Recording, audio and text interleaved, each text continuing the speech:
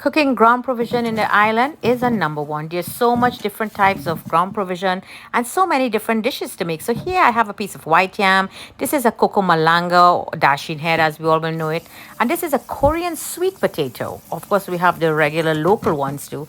So I'm going to make some lovely boil and fry provision. So let's boil each vegetable differently because they have a different texture and different time. So in the pot, put that up to boil. This is that white yam. It's very tender, but it don't break apart. Now this is that dasheen head, coco malanga. It belongs to the Edo's family, taro root. So we're going to cut this as a tuber. But this, you need to keep your eyes on it. This will boil so quickly and melt away. Like Granny said, Lord, it melt out like pop. Very soft and tender, very nice, very creamy, and a lot of starches. Yep, that's right. So let's peel them very nicely. A little deep, you don't want to peel it too shallow. And here I have my bowl with cold water. I'm going to add some salt. You could squeeze some lime or lemon juice in there. That will take away that slime and what a lot of the starches will kind of wash it out.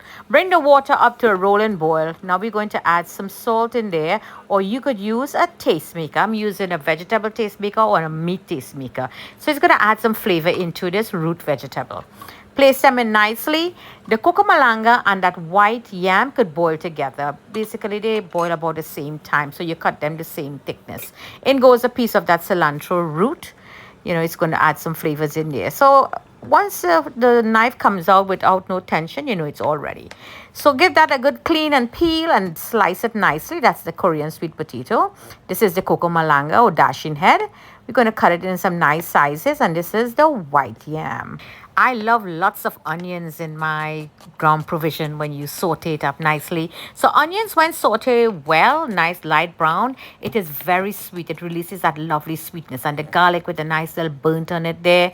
There you go. It's just marvelous. So give this a little slit. That is the bud pepper, as Granny will say. Go pick a few pepper from the back and bring it.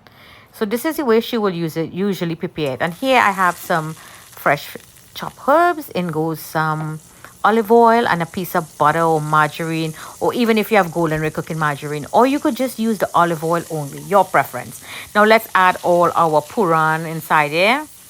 So we're going to let this get a nice little color, as I say to you. Now let's add all of that lovely green herbs in there. Give that a nice little color. So you see that little brownness we get there? Marvelous. Now let's just pour everything in there, lower that heat, and you're just going to flip and flip and flip, toss, you know, over and over. Let everything get to marry each other in there. Now add some red peppers or some pimento peppers. Leave it on very low heat and cover it for like 6 minutes.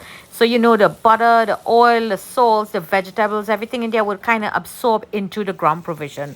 Lovely dish here from Jenny's Walk. Simple and easy, do it. Filling meal. Always bringing great flavors to the table. Enjoy.